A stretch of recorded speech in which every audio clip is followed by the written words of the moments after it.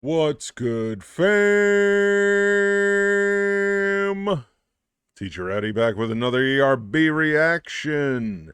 We're doing the very first ERB, Season 1, Episode 1, John Lennon versus Bill O'Reilly. So a lot of you have been asking me in the comments sections, man, love your ERBs, but you got to start knocking out some of them first season ones because they may be a little rough. They may be a little rough around the edges. So I'm taking the advice. I'm going to start knocking out some season ones. I've only done 2 so far. Darth Vader versus Hitler, part 1. Well, I did part 1, 2, and 3 in one video, and Epic Lloyd versus Nice Peter, the first one. So there's a ton from season 1 to get through, and I agree. I should start getting through them so I don't end on a weaker note, so to speak. Epic rap battles of history. John Lennon versus Bill O'Reilly. Yo, for some reason, Bill O'Reilly looks like Hitler. Begin! Hell, you're making my ears bleed. You need a muzzle. Why you pissed off all the time? Didn't your mom give you a cuddle? You're the type of guy who could die of a heart attack just in the shower. You need to chill out for a minute and smoke weed for an hour. Every time I watch you. Okay. All right. So these don't have captions like the other ones. Let me see if I could try and turn on the closed captions. Let's see if that helps. Begin! Hell, you're making my ears bleed. You need a Help. So of course referencing just gotta put it out there. I am a huge Beatlemaniac. I just love everything about the Beatles. The Beatles to me are the greatest band of all times. Lennon and McCartney, greatest songwriters of all times. I mean, just iconic. So obviously I'm going to choose John Lennon in this one. Also because I can't stand Bill O'Reilly. I remember, I know most of my audience is much younger, but I do remember Bill O'Reilly before the O'Reilly Factor. Bill O'Reilly actually was hosting Inside Edition, which is almost like one of those like tabloid type shows. And Bill O'Reilly has been a dick ever since. So John Lennon, the first word he starts out with is help with the harmony. So that's referencing one of the, well, there are just so many classic Beatles songs. It's not like the Beatles are, oh, you could do a greatest hits album and have like, the usual 12, 15 songs on it. You do a greatest hits album for the Beatles, it's going to have, 100 songs on it, at least. So Help is a very famous song by the Beatles. John Lennon actually wrote Help because literally he was in a very bad place at the time, and he was asking for help. He was extremely depressed at the time. He had also started gaining weight, and he just felt like crap, and that was the genesis for that song, Help. And he's saying, you're making my ears bleed, you need a muzzle. Which is true, man, because that's what O'Reilly was known for. O'Reilly, before the sex scandal got him kicked off, the O'Reilly Factor, that's just all he would do, just yell over his guests. Just very loud, very obnoxious, and definitely needed a muzzle. Put a muzzle on that dog. muzzle. Why you pissed off all the time? Didn't your mom? Why you pissed off all the time? Didn't your mom give you a cuddle? So that's, I love Epic Lloyd right here, man. Look, that haircut is just so Hitlerish. I don't remember O'Reilly's hair being like that, but it is what it is. But Nice Peter with the Sergeant Pepper outfit, looking classic. Why you so pissed off all the time? Did your mom give you a cuddle? So, that's the usual thing you tell people who are like pissed off all the time. Like, didn't you get enough hugs as a kid? Didn't your daddy hug you? He went with the mom thing, which is kind of ironic because John Lennon had a very tumultuous relationship with his own mother. And they did not speak for many, many, many years. She was not in his life very much, although he credits her as the person who helped spark his love for music. Like she bought him his first guitar. They would sing together. but a very tumultuous relationship that ended very tragically for John Lennon, because as they started in his late teens, they actually started to kind of rebuild their relationship. And unfortunately, she was killed in a car accident just as that was happening, and that really broke John for a very, very long time. It just absolutely devastated him. So it's kind of ironic he's going with the "didn't your mom give you a cuddle" versus "didn't your dad?" Give you a cuddle? You're the type of guy who could die of a heart attack just in the shower. You're the type of guy who could die of a heart attack just in the shower. Well, we all know now, after the sex scandals came out, that Bill O'Reilly does a lot of things in the shower, especially with loofahs. But yeah, he's definitely the type of guy who just seems constantly stressed out and could absolutely just have a heart attack in the shower. You need to chill out for a minute and smoke weed for an hour. You need to chill out for a minute and then smoke weed for an hour. I don't think weed's going to help Bill O'Reilly. I think Bill O'Reilly needs he needs something much more harsh, man. He needs, I think he needs some LSD. Definitely don't put Bill O'Reilly on PCP, though. That's a recipe for disaster. And of course, John Lennon, big fan of the drugs. Big fan of the weeds, the LSDs, all that stuff. Every time I watch your show, all you do is scream at me, and your face looks like a shit I took high on LSD. Yeah, I mean, it's still fun.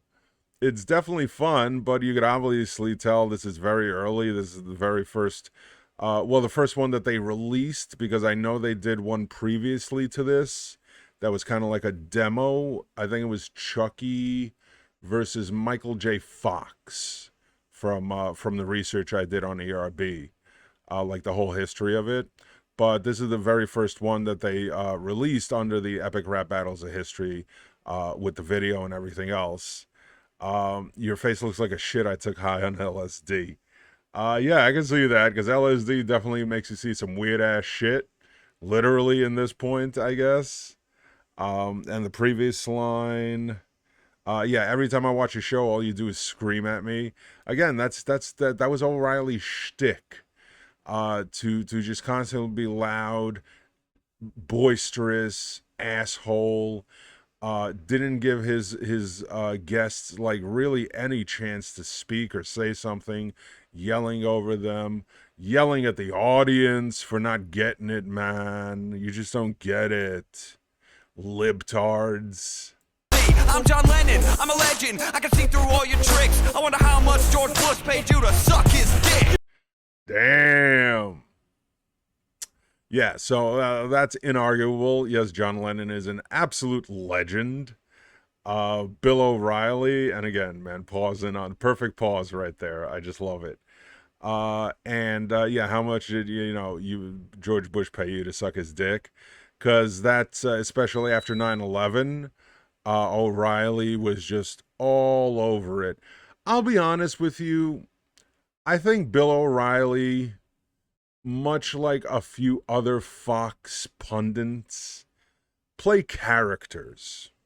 Like they're literally just playing a character that they know is going to do well based on the audience that they're playing to. And Bill O'Reilly, I think, is one of those people. I don't think he believes half the shit he says. It's kind of like, when John McCain, was running against Obama.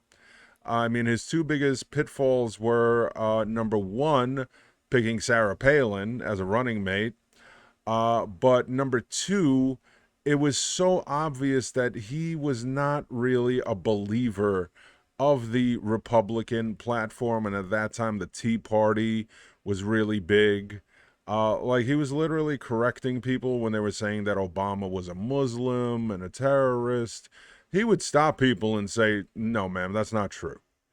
So I feel the same way about O'Reilly, that he's just playing a character or a caricature of what, was acceptable on Fox at the time.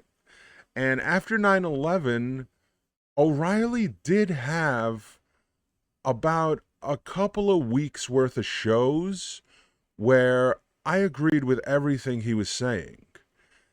He was speaking from the heart, you know, and it was a fresh wound. The tragedy of 9/11 had just happened, and everything O'Reilly was saying was straight from the heart. You could tell it was him being genuine. And I think that was kind of like the curtain being peeled back. But, of course, then he went back to the usual rhetoric, the whole right-wing stuff. And, yes, he was all over George Bush's sack. Nuts. I mean, just nuts deep. Nuts deep into George Bush. You fucking long hair, living in your yellow submarine. We're about to get sunk by the right-wing political machine. You fucking long hair? Really? We're going back to those insults? We're going back to the 60s? Look at them. They look like girls with those haircuts. Those mods. Damn them. Living in Your Yellow Submarine, reference, of course, to the song Yellow Submarine, which is a great song. Probably Ringo Starr's shining moment with the Beatles was singing Yellow Submarine. Although you could argue with a little help from my friends is more popular. But I think I love Ringo's singing on Yellow Submarine the most. Although Octopus's Garden is a close third. And yeah, it's about, oh, you're living in your yellow submarine in your fantasy world where you're about to get sunk. He's going to sink your battleship by the right-wing political machine. And at the time, because this is 11 years ago or so, but especially, you know, upwards of 20 years ago, O'Reilly was the face of the right-wing political machine. The O'Reilly factor was like church for the right wings. Stop your presses, Lennon. You call me Mr. Bill O'Reilly. When it comes to squash and limeys, I come recommended highly. Damn. First off, he's like, yo, when you say my name, put some respect on that name. That's Mr. Bill O'Reilly to you. Even though I think John Lennon would have been older if he had lived. So, yeah. And when it comes to squashing limeys, I come recommended highly. So limey is a derogatory term for a British person. So he says he's going to squash this limey. He comes recommended highly because that was his thing, man. Just squashing people on his show. You know, again, just squash him. He didn't care about the guests. He didn't care about what their opinions were. He was just there to entertain and be like the bad guy, like in 80s wrestling. Just talking over people, brother. Let me tell you something. Let me tell you something, brother. You're weak. Between you and me, there's no comparison. I'll beat you so bad you weep gently like George Harrison. I will say O'Reilly has, you know, they're neither of them are like blowing it out of the park, but O'Reilly does have the better line so far. Between you and me, there's no comparison. I'll beat you so bad you weep gently. I'll beat you so bad you weep gently like George Harrison. So that is a reference to While My Guitar Gently Weeps, written by George Harrison. Probably one of the most iconic Beatles songs. And I would say my favorite George Harrison composition. I know a lot of people like, you know, Here Comes the Sun or some other songs. But I think While My Guitar Gently Weeps is a masterpiece. Fun fact about While My Guitar Gently Weeps, the famous guitar solo that everybody's like, man, George Harrison really kills it on guitar. That guitar solo is actually performed by Eric Clapton, not George Harrison. Eric Clapton and George Harrison were like BFFs at the time. Until Eric Clapton decided he really liked George Harrison's wife a lot. He liked her so much, he wrote that song Layla. You know that song? Everybody know Layla, you got me on my knees. That is about George Harrison's wife and professing his love for her. And then eventually she did leave George Harrison for Eric Clapton. And that obviously destroyed their friendship. But yeah, I'm going to beat you so bad you're going to weep like George Harrison. talented like George Harrison. You're Paul McCartney's bitch with less talent than Ringo. And I'd rather suck George Bush's dick than Yoko Ono. Oh, wow. Oh, wow. Okay. You're Paul McCartney's bitch.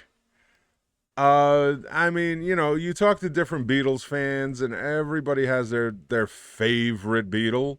I mean, there are people who think that, you know, their favorite Beatle is Ringo, right? You got those types of people. Then, of course, you got people who think George Harrison was the best. But the majority of the conversation is Lennon versus McCartney, of course. And it just depends in your taste in music.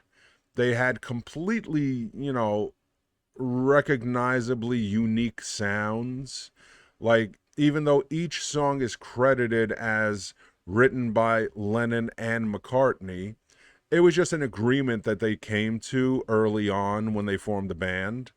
So this way, because they constantly were working with each other, so they wouldn't have to fight over credit or anything. They just agreed no matter who wrote the majority of the song, or even if the person wrote the whole song, the song is credited as Lennon McCartney. That was their agreement. And there are plenty of songs that are solely written by either one of them, but you could tell, right? You could tell if it's more of a poppy sound, if it's more of a fun type song, like Penny Lane. Penny Lane is obviously a Paul McCartney song, whereas something like Strawberry Fields is an obvious Lennon song, right? But yeah, I mean, some people do say that Paul McCartney was the better musician and that, you know, Lennon, you know, pales in comparison, which I completely disagree with. I thought Lennon was the more brilliant musician, but that's not saying anything because they're both iconic geniuses. They're music gods. It's just a preference. Bitch with less talent than Ringo. With less talent than Ringo is hard. Yeah, you can't. No, you see, that's just talking out your ass, man. Ringo was obvious. I mean, Ringo gets a lot of flack, and people love making fun of Ringo. But look, for what they needed, he was the perfect fit. But is Ringo going to be ranked anywhere except fourth? You know, you could put it any which way you want between George, John, and Paul, but Ringo's usually going to be ranked last. But to say that John Lennon had less talent than Ringo, that's a bit harsh. And I'd rather suck George Bush's dick than Yoko Ono's. Now I think that's the hardest hitting line so far. Yeah, I mean, obviously most Beatle fans are not fans of Yoko Ono. A lot of people were at the time and to this day still confused as hell. Like, how did that happen? Like, John Lennon, world famous, iconic music god, and he chooses Yoko Ono. I mean, look, man, love is love. He was in love with her, obviously. She was in something with him, but she definitely took him in a whole other direction as far as his music goes. Just listen to something like a Revolution 9, and it's like, what the hell is this? And yeah, a lot of people said that she looked very manly and mannish, but it's obvious she did not have a penis because there are plenty of nude photos of both John and Yoko. One of them was a cover to an album, and if you watch the Imagine documentary, you actually see them preparing to have sex, and it's obvious she has a vagina. She has a vagine. But yeah, that's a tough one. George Bush's dick than Yoko Ono. Well, you can't buy me love, but I'll kick your ass for free. You Can't Buy Me Love. So again, that's another Beatles song. That was one of their early songs from like 64, 65. Can't buy me love. But he says, you can't buy me love, but your ass, I can kick that for free. I'll take Maxwell Silver Hammer and give you a lobotomy. Oh, Maxwell Silver Hammer. That's a deep cut. Maxwell Silver Hammer is actually a great song. It's off Abbey Road, if I'm not mistaken. But it's basically about a psychopath who goes around bashing people in the head with a silver hammer. So he's saying he's going to take Maxwell's hammer and give him a lobotomy. A lobotomy is an out of date. Thankfully, I don't think they still do lobotomies. I certainly hope not. But it was a very popular surgery, especially for people with mental health issues back in the day. As far back as, the 70s, they were still doing it, maybe the 80s. Or if you ever watched the movie One Flew Over the Cuckoo's Nest with Jack Nicholson, he ends up getting a lobotomy, I believe, or was it electric shock therapy? It was one of the two.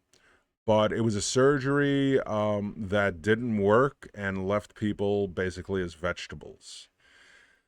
But he's saying here that he thinks O'Reilly is mentally insane and he needs a lobotomy. I would have just stuck with just bash him in the head with the hammer. I'm tired of how you scheme to stir the people up. Why don't you just take a vacation and shut the fuck up? Cause I'm evil.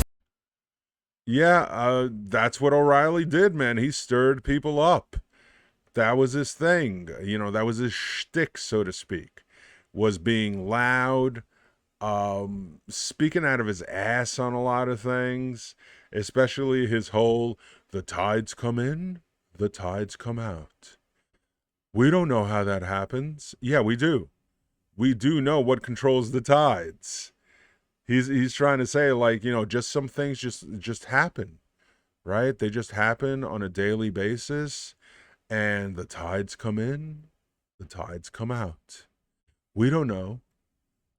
I was like, yeah, we do, man. You learn that shit in like elementary school as far as what controls the tides.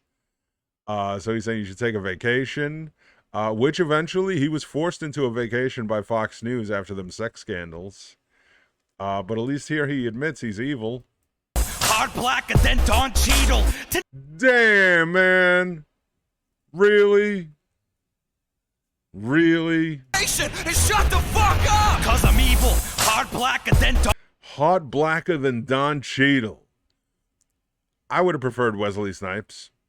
But hey, Don Cheadle works too. My heart is blacker than Don Cheadle. I don't think that line would pass nowadays. But Don Cheadle, of course, very famous actor, very dark-skinned African-American king. So he's saying his heart is blacker than Don Cheadle because Don Cheadle is very dark-skinned. Don Cheadle, $10,000 shoes I used to stomp out a beetle. Don't tell. Man, I really doubt that Bill O'Reilly wears $10,000 shoes. I mean, he got the money for it, but I don't think he wears $10,000 shoes, man. I'm gonna shut the fuck up. That's how I survive. Now here's Sting. What? Fuck it. We'll do it live. Oh wow, they went with that reference. So that's actually, I think you could find it on YouTube really easily. This was when Bill O'Reilly was hosting Inside Edition. And while he was hosting Inside Edition, he was introducing Sting as his next guest on the show. Who won? Let me just see. Who's next? You decide. Epic rap battles of history. All right. Yeah, so he's working on Inside Edition, and he's introducing Sting. And then all of a sudden, something happened, I believe, with the teleprompter, if I'm not mistaken. And O'Reilly lost his shit. And he just started yelling at all the crew. And then eventually he does say the line, "Fuck it, we'll do it live." So it's a really great clip of O'Reilly just losing all of his shit. I gotta say, who won here? As hard as it is for me, I gotta say Bill O'Reilly had the harder lines. I mean, Lennon had a couple here or there, but the harder ones definitely were coming from O'Reilly. So as much as it pains me, I do have to say Bill O'Reilly wins that one. It wasn't as bad as I thought it would be, because a lot of people were making it out like, man, you got to do those first season ones, because they are god awful. Although one of the big ones people say is Genghis Khan versus the Easter Bunny, which definitely just sounds like a weird ass combination here. But again, I said I'm doing all the ERBs. Like, it's not even a question. So, want to thank everybody as always for all your support. Really appreciate you, fam. Definitely, please check out the podcast "Getting Strange" with with Eddie and Allie. Links are all in the description. It's available on all the podcast streaming services: Apple Podcasts, Google Podcast, Amazon Podcast, Spotify, all that jazz. Check it out. And then every Tuesday we do it live on Twitch. So if you want to watch it live, if you want to submit questions, join us on Twitch. That link is also in the description. And then the podcast version is published to podcast streaming services on Thursdays. Speaking of which, also on Thursday, starting next Thursday, we're going to be adding a new show to the Getting Strange umbrella. It's going to be a true crime series where we discuss the history of and try to figure out what the hell happened with some of the most obscure Hollywood music entertainment scandals. And we're going to be starting next Thursday, so not tomorrow, but a week from tomorrow. First one we're doing is the original OG sex scandal, Roscoe Fatty Arbuckle, death by intercourse. So please make sure you tune in for that and check out all the links in the description as far as supporting the show and all that good stuff. So I've been Teacher Eddie, going to shout out the Patreons, and I'll catch you in the next one. Fam! And shouting out the Patreons who keep things running, starting with the Chancellors. Chris H., Blue Tech, Phoenix, Laughing Jackal, Electra James, Elena G., and Douglas C. The Principals, James R., Spacey Doodle, Ulrike, Mick, Quiet J, Clement, Vijandra, Murika Kari, Alan, Chad, Alex, Lauren, Aaron Shepard, Chris L., Lord Gandalf, Freeman, Nathan, Rasmus, Harry, The Boggle, Sophia, Robin, Luna, and Grumpy Scots. I've been Teacher Eddie, and I'll see you next time.